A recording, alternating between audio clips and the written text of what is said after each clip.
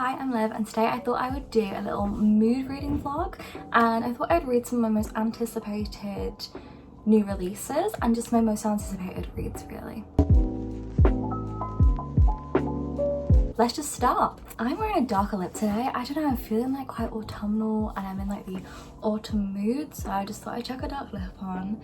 I'm still getting used to wearing darker lipstick, but I really want to wear loads this autumn. The first book that I have already started is Daydream. This one is by Hannah Gray. I got the special edition from Waterstones, so I got the sprayed edges edition. How far am I into this book? I'm about to start chapter 3, which is page 23. If you don't know much about this book, this is the third book in the Maple Hill series, and this series is kind of a sports romance-ish. So the first book was Icebreaker, which was a sports romance. The second book was Wildfire, which was like a summer camp romance, but the guy is on the hockey team.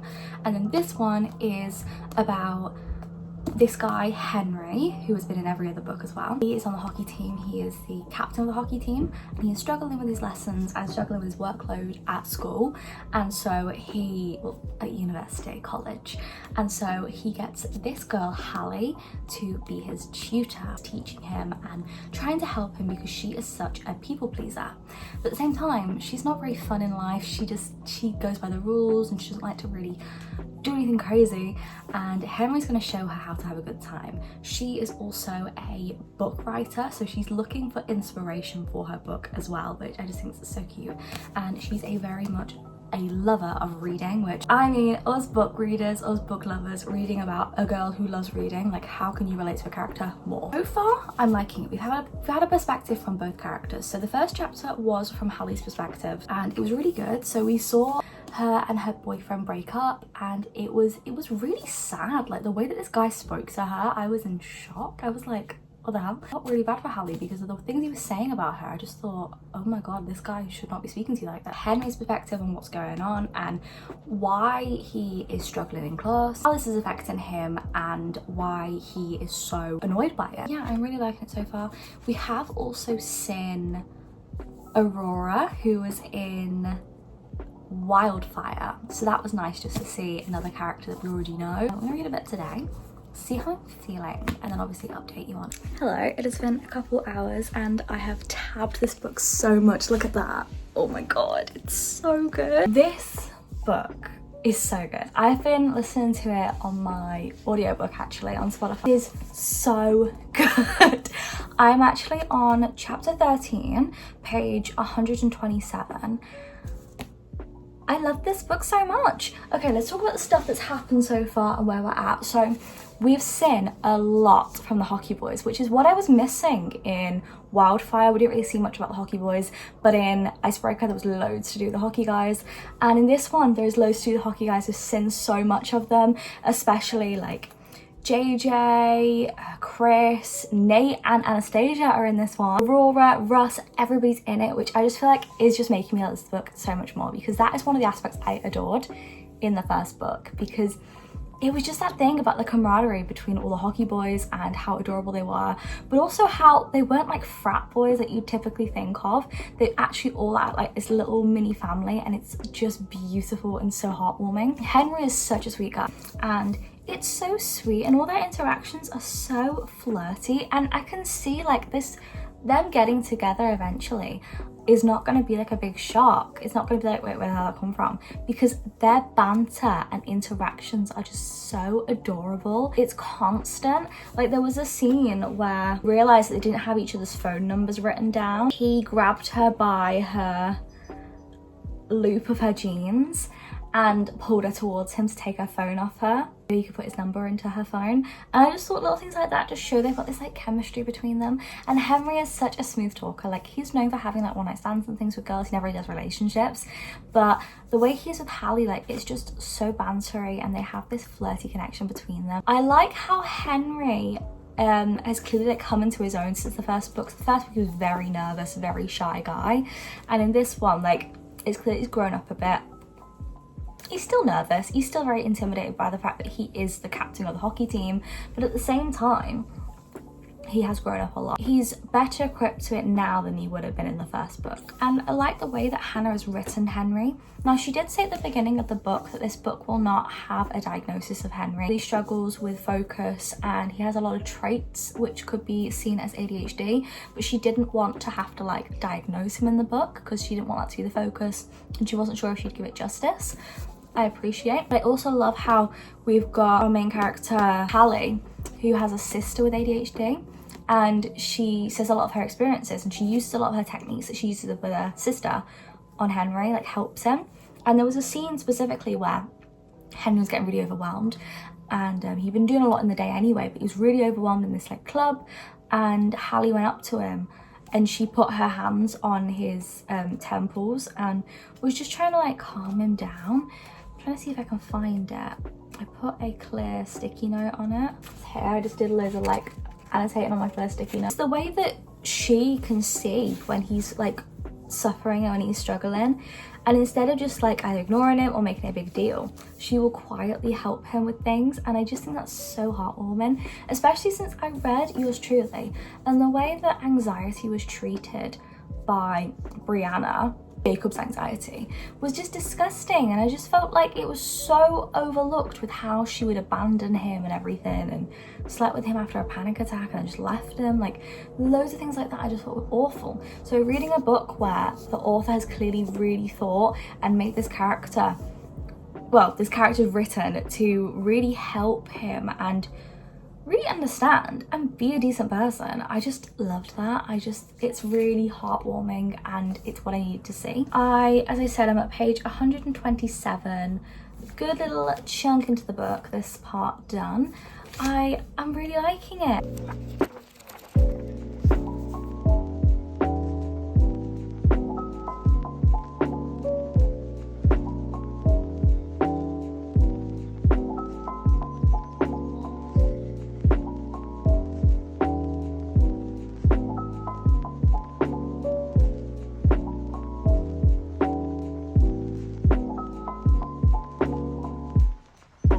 I just finished this book. I'm so happy.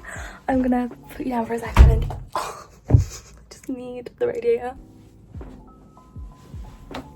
I love this book. I wasn't a big fan of Wildfire, if I'm honest, which is the second Maple Hills book, but I did love Icebreaker, and this book truly reminded me of Icebreaker. We had a lot more of the hockey guys in this book, which is what I was missing from Wildfire, if I'm honest. Also saw all the characters from the other books, which was just so important to me. Like we got Anastasia, we had Nate, Robbie, Bobby, JJ, Russ and Aurora were in this, and there were just so many characters. I also loved how this book, as always in the Maple Hills series, the book always covers like some bit of like trauma or the characters going through something emotional. So for instance, in Icebreaker we had Anastasia's struggle with food, and in Maple Hills, I'm not sure what it was, I think it was the family life that Russ was dealing with, and Aurora was dealing with her dad's non-committal relationship with her. This one we had both of them having something. So we had Hallie being quite a nervous, shy person. She didn't really make friends easily and she was always quite self-conscious, and she was quite a shy person anyway, so she hasn't experienced loads in life. And then we have Henry, who really struggles with focus, and he struggles with loud noises and spaces being too chaotic and overlapping sounds and things, overstimulation, and I'd say probably sensory overload problem, opinion, because I know I struggle with sensory overload. I just felt so seen with this book. Where I left you, I think I was at the halfway point, and I read a lot more of the audiobook and I fell in love with this book so much. I've tabbed so much of this book, look, like so much. I thoroughly fell in love with these characters. I thought Hallie and Henry, their relationship was so positive. The communication in the Maple Hills books is just so brilliant. If you want books which have really good communication, I would recommend this series. It's really good. Even the first one, there's like situations that could have easily had the miscommunication trope, but it's not in there. It's so communicated so well in this series that it's one of the things I fall in love with, because I'm not a big fan of miscommunication tropes. I think it's just lazy, and I think it's annoying for when it's good communication. It's so heartwarming to read. The confrontation with Will, Will made my blood boil. Like, I'm sorry, but Hannah really writes these characters well, to the point where we all hated that character in Icebreaker. I can't remember what his name was, but the character that was just so irritating, the one that was Anastasia's partner on the ice. This was the same for Will in this book. He was so infuriating, and his confrontation with Henry was, oh my god, my blood boiled with the stuff he said about Hallie. I couldn't put it into words how annoyed I was. I just felt this book really hit me hard in the feels, because I resonate with these two characters so well. Like, from someone who really struggled making friends as a kid, and still now, like, I really struggle with making friends. That's me to a T with Hallie, and how she's so quiet and she doesn't experience loads in life. She's a book reader, a book writer, and she just loves having like a quiet life in a way, but she loves to be brought out of her shell a little bit by people. She gets very nervous about pushing people away, and she doesn't want people to leave her. And then we have Henry, who has his sensory problems, and he is very overwhelmed in life. And I just love these characters. They had so many layers to them, and I thought it was so beautiful. The amount of times where they would communicate if they had little spats, little arguments, they would communicate what they both felt, and I felt that was just so refreshing to see, because it gets so boring when it's like, oh, they're both falling out now, they need time apart for ages and they don't speak. Like, oh, that's so boring. It's in literally so many romance books as well, so the fact that they discussed every argument and every problem they had with each other, I just thought was so brilliant. I'm going to rate this a 4.75. I debated 4.5, and then the ending was just too perfect. I was like, no, it's 4.75.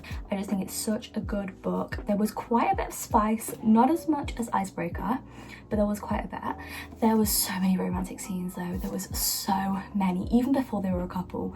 Like, a lot of this book, they're not actually in a relationship, but they have this like spark between them, but they're just not putting a label on it, and it is so beautiful.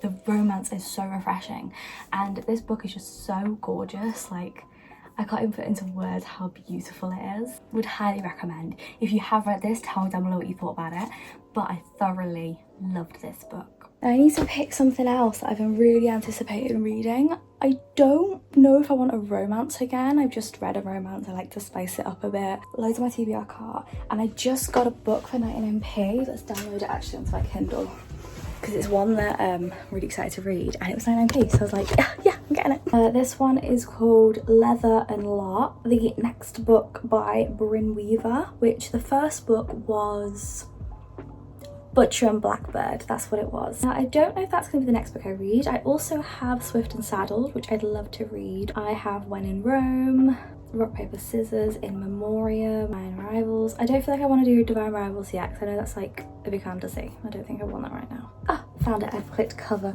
So this is Leather and Lark, the Ruinous Love Trilogy. That's what this one's called. So it's a three-part series. So this is what it looks like. We did see Lark in the last book. She was the friend of Sloane, who was our main character, female main character. And then I think the guy in this is the brother of Rowan in Butcher and Blackbird. I might read that. That is a high possibility. Oh, it's finally appeared. That's a high possibility. Or I have got another one that I've been so excited for. So this video obviously is all my anticipated reads.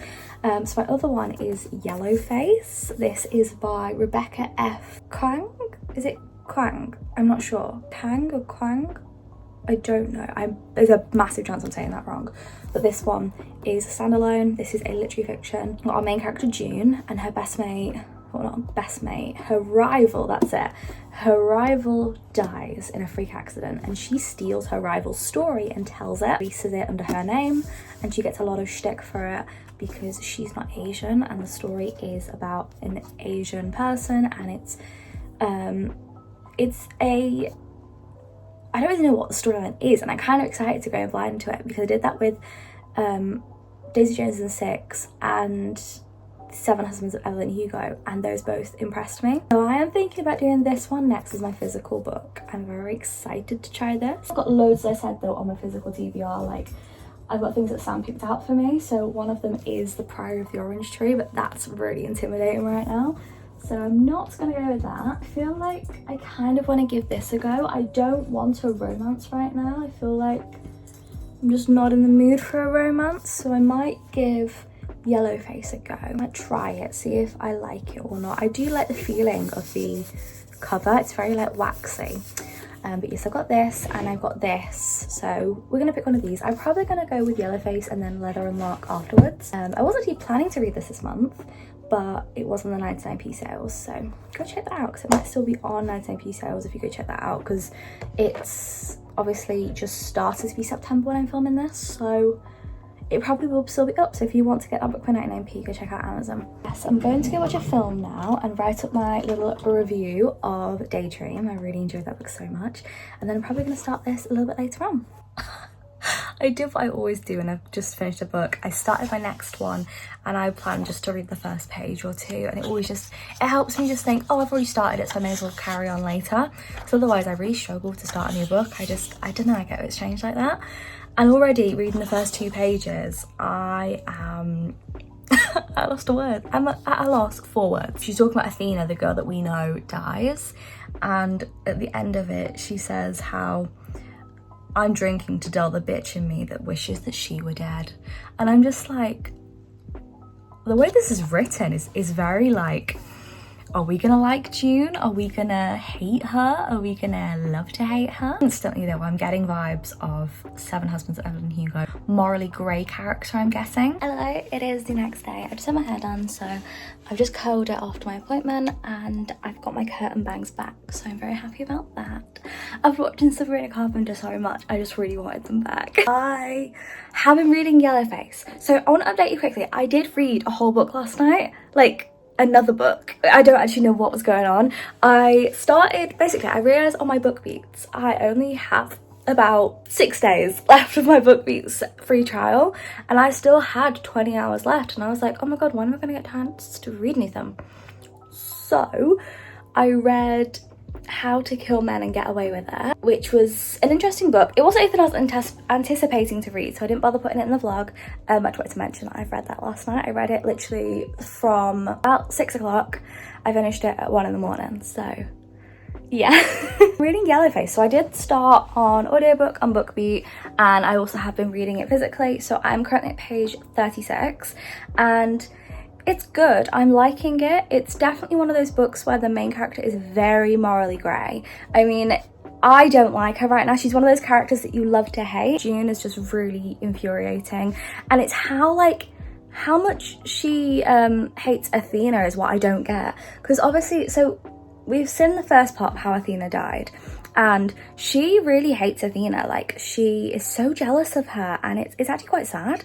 And we've got to the point where she's stolen the manuscript, she's stolen the whole idea of this book, and she's passing it off as her own. And the way that she's trying to convince us that it's okay, and she's like, oh yeah, but Athena would just want me to continue her story, wouldn't she? She'd want me to share this book. She wouldn't want it just sitting on her shelf. And it's like, you're trying to convince yourself that it's okay to do this, which you've already done. You've already gone and done it. It's not like you're trying to be like, oh, it's okay if I do this. You've done it, and then you're saying, it's okay though that I've done it. Like, I've already done it, but like, that's okay. It's a very frustrating character, but it's good so far. I'm really liking it. And I did need a book like that where you kind of are infuriated by the character, but you're meant to. Definitely similar to the Seven Husbands of Evelyn Hugo. So many things that she did in that book that was like, what are you doing? And it's the same with the Daisy Jones and the Six. A lot of the characters in that book, you were like, what? No. I had a feeling that I had rushed Daydream. Like, I don't know why I was sat there and I was like, I really enjoyed the book, but I can't remember the ending. And I read it yesterday, so how can I not remember the ending? So I sat down and I just read it. I did miss a bit. Did accidentally skim a bit. I want to say how much I appreciate this book. And it is such an easy 4.75 to me. So close to a 5-star. I'm honestly... I'm in shock for how good this book is. Oh, it's such a good book. I didn't even like How did I not realise that? Like, I knew what had happened at the end roughly with like what she decided to do. However, for some reason I skimmed over the beautiful thing that Henry had done for her. And for some reason downstairs I was just like, I feel like I skipped something in that book. I feel like the audiobook, I don't know, maybe I just skimmed through it a little bit too quickly. I just reread that bit that I thought I skipped, and I definitely did, because that was beautiful. Yesterday I was on the fence, I was like, is it a 4.75? Now I've just read that. Yes, it is a 4.75. I've just woken up from a nap. And I've woken up to a brilliant thing arriving. Wild Eyes. I bought this, I think the day before yesterday, or it might have been yesterday. And I was like, oh my god, Wild Eyes is out, like in a day. So I bought it on Amazon and it's just arrived today. I'm so excited to read this. If I get a chance in this video, I will read it in this video, because this is one of my biggest anticipated reads ever. Yes, love? You okay? You okay?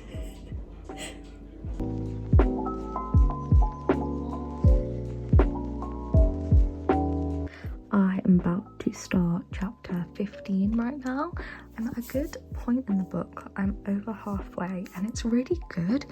We have just had like the big backlash of people not sure if a white woman should have written a book about Asian heritage, then had a big blow up happen, which was so interesting to see. Loving to hate a character, like this main character, there's so many things about her that you think, oh my god, what? With things that she says and like things that she say that it's like, wait, that is offensive. How can you really justify saying that? So many things about her that is just unlike any other character I've read before, and I'm really enjoying it so far. It's definitely different and I just love the feeling of this book. It's got this waxy coating and I wish all books felt like that. But yes, good chunk in. I'm at page 192 right now. I'm going to pick up tomorrow and read some more. See ya.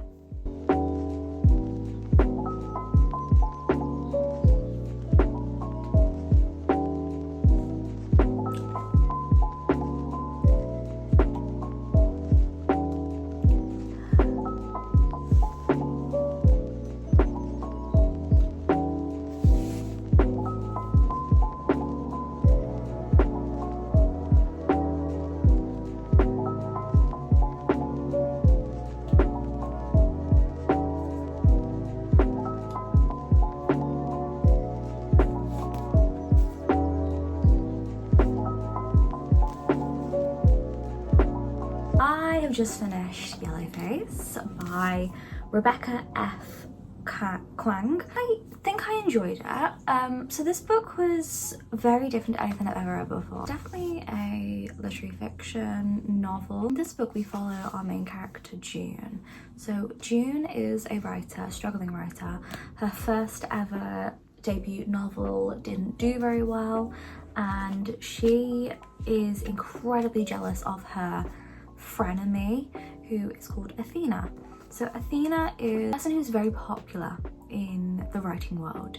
Her work is very much beloved and she is beloved as a person. She's got loads of deals with different publishers. One night when Juniper, that is June's actual name, Juniper and Athena are hanging out together, Athena dies of choking and she chokes on her food and dies. Athena, her legacy is obviously was only just starting. She was very young and so her passing away is like a big shock for everybody. So in comes June. June ends up taking one of Athena's manuscripts and publishing it as her own and doesn't see any problem in doing this. And as a result of this, the discussions of racism and politics get brought up and people start to see similarities in Athena's writing and Juniper's new book. Loads of stuff happens in this and it's very much centered around a character who you love to hate. She's one of those people that does many controversial things, many bad decisions, and yet she still tries to convince us and herself that what she's doing isn't racist and it's not stealing. She's just she's just doing the best she can in a situation. Athena not being a great person as well, and how she was not, you know, this perfect person like everybody thought. She also had dark secrets. I give this a 4-star because the ending, I did kind of feel like, oh, okay, nothing really major happened at the end. I feel like I was constantly on edge at parts throughout the book, which was great, and I enjoyed that because you're thinking, oh my god, is she gonna get found out? Are people gonna know she's stolen this? What's gonna happen next? What are people gonna unveil? But then the ending just kind of felt a bit flat for me. I did enjoy the storyline. It did get a little bit stagnant towards the end because I did feel like, okay, we're just kind of rehashing the same stuff over and over. I kind of wanted like another plot to like branch off from it. I just expected there to be a little bit more. The plot was kind of solidified by the halfway point. It just felt like probably around 70% I felt like, okay, there's nothing new we're gonna find out. It's just all the same now. I think we should pick my next read now, and I already picked it yesterday.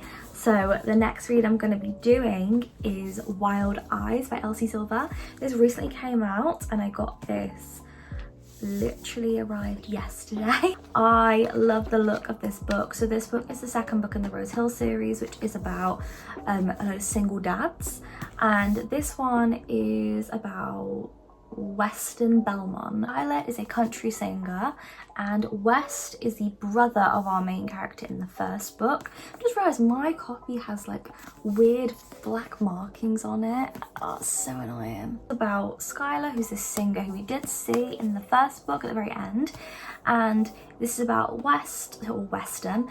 Weston is Rosie's brother. Rosie was in the first book. This looks like it's a good thick book. Like it's a bit thicker than Yellowface, but it does look pretty good. It looks like this, 446 pages long. Definitely a lot longer than Yellowface by like 120 pages. I'm gonna read this, see how I find it. Hopefully I enjoy it. I did like West in the other book. I thought he was cheeky and very much like reminded me of Josh from Twisted Hate from Anna Huang. I really like Elsie Silver's books, and I just want to get back into the whole Rose Hill universe. I've started Wild Eyes. I know I said Whistled Eyes. I've started Wild Eyes by Elsie Silver.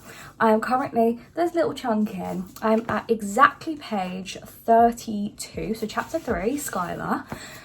We've met Weston and we've met Skylar. We already knew Weston though from Wild Love anyway, and well, I already like Weston. I think he's a very cute character. I think he's very cheeky. As I said, it reminds me of Josh from Twisted Hate. But I have written down some notes so I wouldn't forget, because I read some of this whilst I was watching a film with my mum, and I just had some opinions and thoughts, and I was like, I cannot forget these, so zoom in a bit because this is small. Here are my thoughts and opinions. 1, 2, 3, 4, 5 opinions right now on my thoughts on the book. Oh, I don't want to get it's a negative one already. The first one is that Skylar to me is very annoying. The scene we had was her trying to take a Instagram reel or something with a bear, like a grizzly bear, and she was very like willing to put herself at danger and at risk, and I didn't like that. I just felt like it was very frustrating to have someone so ignorant. And also the fact that in this scene, this is where she met Weston, and he was trying to help her and tell her like, you don't want to be going near that, like be careful, because he's used to tourists not really knowing much about animals and the fact that grizzly bears are dangerous, and she's all, you can't tell me what to do. And it's like, it's giving Weston is in his 30s and this Skylar's giving like 15-year-old, like, you can't tell me what to do. I'm sick of everyone telling me what to do. And it's just like, ugh, girl, stop it. Everything she's done so far is put other people at an inconvenience, with Weston the bear showing up unannounced at Rose Hill, which I don't want to ruin too much about that. I just feel like a lot of everything that she's done right now is just things that have inconvenienced other people, and that's irritating to me. That's just so annoying. So we've had Skylar talk, so we had Skylar's point of view in chapter 2, and she has gone on a bit about like what she likes and the fact that like, does she have daddy issues? Has she got like what are like things that she likes, and like a little bit about her family life, like a tiny smidgen, so we can get used to her a bit, and like actually understand her more, because we already know Weston, obviously, because we saw him in the first book. We kind of already know him. I don't like the way in which we've had the repeated "I like big hands" told to us about 4 times in the same chapter. She told us she likes big hands, then she went on to say, because I like big hands doesn't mean I have daddy issues. Then went on about the fact that Weston has big hands, and then went on again about his big hands that are on the car. And it just felt like a lot like, okay, we get it, you like hands. It's probably going to come up in a spice scene that you're like, oh my god, you have massive hands. Okay, we get that. Can we move on, please? Because it is getting a bit irritating. Anna's met Weston for the first time in chapter 1. And then in chapter 2, they're still like interacting. But in chapter 2, it's like she's already fallen for him, and she's like, oh, he's choking on her. He's rugged, and oh, he's got this like grisly outer exterior. He saved me, he helped me. And it's just a bit like, okay, why have you fallen for him though? Because you were irritated by him, and then within 1 chapter, so within about 20 minutes, like in real life of their situation, she is now all about him and she can't stop thinking about him. That's my reaction to the book right now. Oh, I wish I liked this book, I really do. My hair's really bugging me. This side's all curly, and this side, I don't know what happened. I did heatless curls, and this side it just seems like they just did not work. I'm at page 180 of Wild Eyes. I am about 40% through chapter 16, and yeah, I'm not enjoying it. It's not good right now. I feel like it's very cringy, and there's so many problems I have with this book. So as I said, there's a lot of repetition about her talking about his hands, which I also feel like it's all happening a bit too quick. Like, we're at like page 180 and these 2 characters have already kissed. They've already like got this like spark between them randomly, and I felt within like 30 pages anyway they had this thing between them where they clearly liked each other, and I was just like, that's very random for 2 people who have just met. I didn't feel realistic, didn't feel like an Elsie Silver book, honestly. I also don't like the nickname that he has for her. I think it is just cringy, and a lot of this book, all I feel is that I'm doing is rolling my eyes. I'm just like, this is so cringe. And it's so strange because I thought, oh, is it because of this or that? And like, I actually couldn't find a reason why I'd be thinking this other than the book is just cringy. Because I'm a sucker for a romance, a spicy romance that has a little bit of like unrealistic stuff happening. Like I absolutely love Anna Huang's books. I love all of the other Elsie Silver books, but this one, I don't know.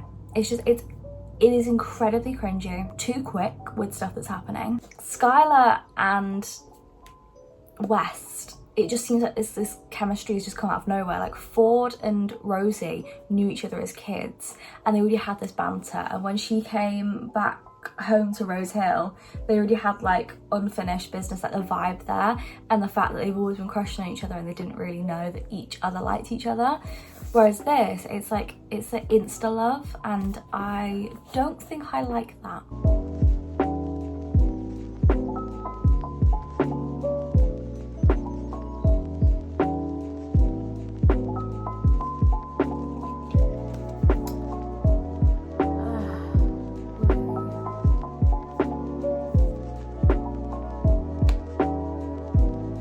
I've just finished the book. You probably just saw my reaction to finishing it, and I honestly was not impressed by this book. I thought it was I don't know how to put it in words. I thought it was really cringy and really awkward for me to read. Let's run you through it. So as I said, the start was a bit like insta love, and I was just like, like these 2 characters seemed to like each other pretty instantly. Like they went from finding each other annoying with the first interaction, and very quickly they all of a sudden liked each other. I also found her constant discussion over the fact that she likes his hands was a bit too much. I also felt like a lot of the first interactions between them should have been more awkward, should have been more flirty and bantery like they were in Wild Love. I thought that the way that Elsie Silver captured the relationship in Wild Love was brilliant. I felt like in this, the first interactions of them actually like interacting with each other were a bit weird. Like it felt like they already knew each other. I also found Rosie's character was brilliant because she was in the other book. I also found Skylar's character very annoying. She was this rich girl who was a singer and has always had someone else do everything for her in life. She wasn't an interesting character to follow really, and I was expecting to see this like breakdown of her become like a normal everyday person, like, and that is kind of what we saw. I feel that's just really boring. It's kind of just the plot line from Hannah Montana, if I'm honest.